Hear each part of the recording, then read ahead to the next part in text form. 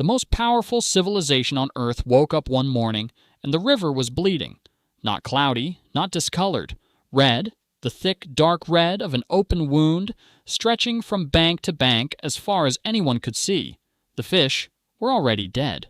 The water tasted of copper and death.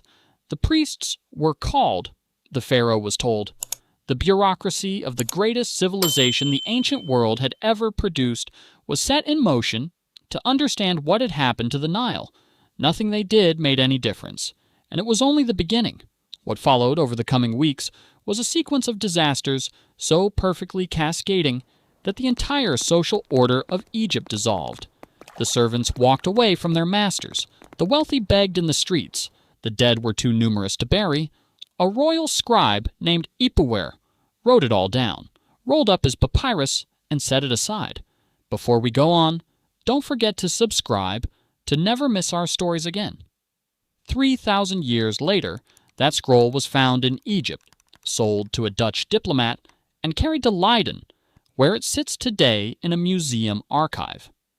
When scholars translated it, they found something that made them deeply uncomfortable, not because it was unclear, but because it was too clear.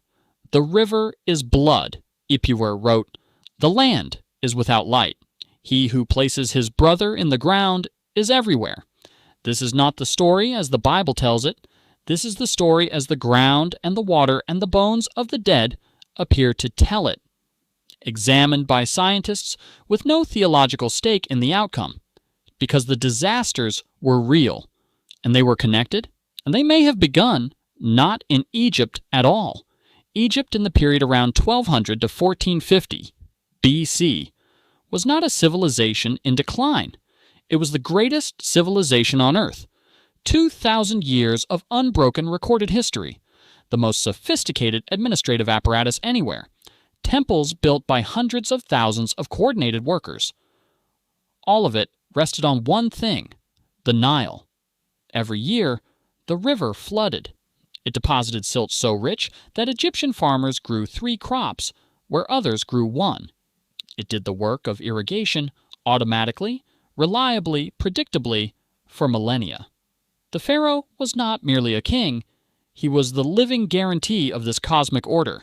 The Egyptians called it ma'at, balance, stability, the unshakable certainty that the flood would come, the crops would grow, the sun would rise. No civilization in history had ever been more confident that the natural world was on its side. Then one mountain changed everything. The island of Thera, now Santorini, erupted in one of the largest volcanic events in recorded history. Its cone collapsed into the sea and ejected 60 cubic kilometers of ash into the atmosphere, enough to alter the climate of the entire northern hemisphere for years. A stone inscription from Pharaoh Ahmose I, the Tempest Stela, describes what hit Egypt afterward. Massive storms, rain that destroyed buildings, darkness across the land, catastrophic disruption to the agricultural cycle, a volcanic winter, an altered Nile, a river whose chemistry changed. When the Nile's flooding pattern shifted and warm, stagnant water replaced the normal flow, a specific organism thrived, burgundy blood algae. It produces toxins. It turns the water red. It kills fish. It makes the river undrinkable. From this single event, the chain began. Think about what it looked like from the inside. The river is red. The fish are dead. Your family cannot drink. The priests sacrifice. The Pharaoh is told. The greatest bureaucracy on earth mobilizes. Nothing works. Then the frogs come. Frogs abandon contaminated water in their thousands. This is documented behavior. In a normal year, they are barely noticeable. Now they are everywhere. In the houses, in the bread ovens, in the beds. Then they die on land, covering the fields in rotting bodies that bake in the Egyptian heat. And from the dead frogs come the insects. Gnats first, then biting flies. Breeding in the decomposing frogs, millions of them, each generation faster than the last. The livestock cannot graze, the people cannot work. The insects carry whatever the river gave them, and the cattle begin to die. Stiff in the fields in the morning, collapsed on the roads. Archaeologists have found the evidence in the Nile Delta. Pits filled with the bones of cattle and donkeys buried in patterns that suggest sudden mass death, not normal attrition, but something requiring urgent, desperate disposal. Then it crosses to the people. Boils, pustular infections spreading through a population drinking poisoned water, bitten 10,000 times. Egypt had the most advanced medicine in the ancient world, papyri, full of treatments accumulated over centuries. They had remedies for every infection they had ever encountered. They had never seen this. They had nothing for it.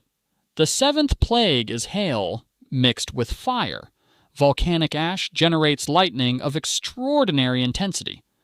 Witnesses to modern eruptions have described it accurately without understanding it.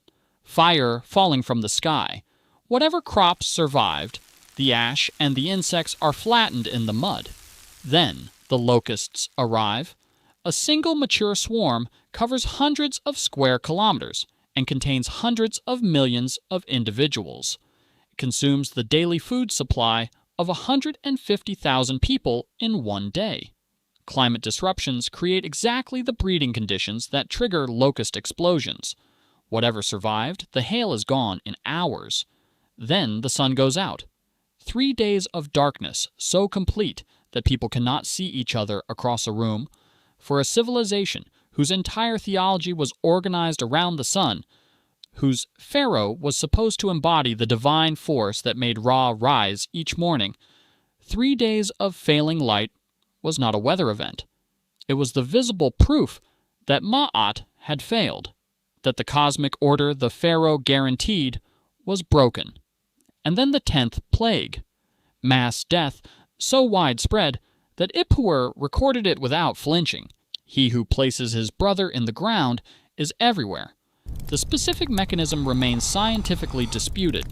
Mycotoxins in contaminated grain stores, a hemorrhagic disease carried by the insect vectors, or something else entirely. What the evidence confirms is the scale. Streets full of the dead. The wailing that did not stop. Picture Egypt at the end of it. The fields are bare. The granaries are gone. The cattle are dead. The priests stand before empty sanctuaries, performing rites for gods who appear to have stopped listening. The Pharaoh, the living embodiment of cosmic order, sits on his throne, unable to explain to anyone in his empire what has happened to the world. And the people who built the temples and harvested the fields are walking away, not fleeing, walking, with gold and fine linens that no one has the power to take back, because the civilization that owned them is too broken to enforce its own rules. You could not tax a dead population. You could not conscript an army from people who had fled. You could not rebuild a temple when the priests were gone and the craftsmen had no food. Egypt would recover.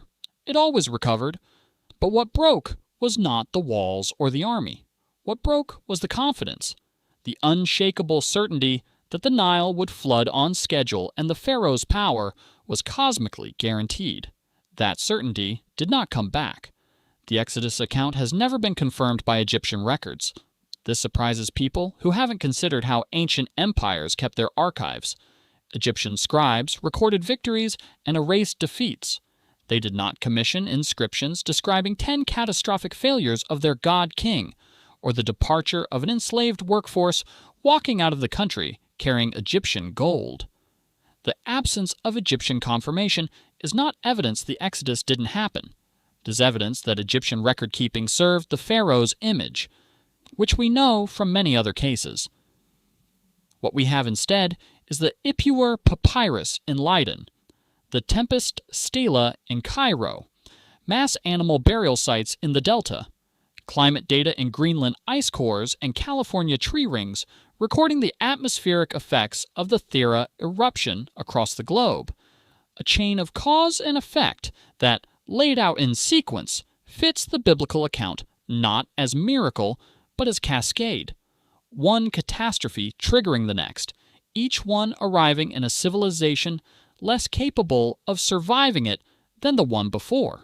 What Ipuwer wrote does not change. The river is blood. The land is without light. He who places his brother in the ground is everywhere. He was there. He saw it. 2,000 years after he set down his scroll, scholars who had no idea what they would find translated it in a museum in the Netherlands. They found a man describing the end of his world. Centuries.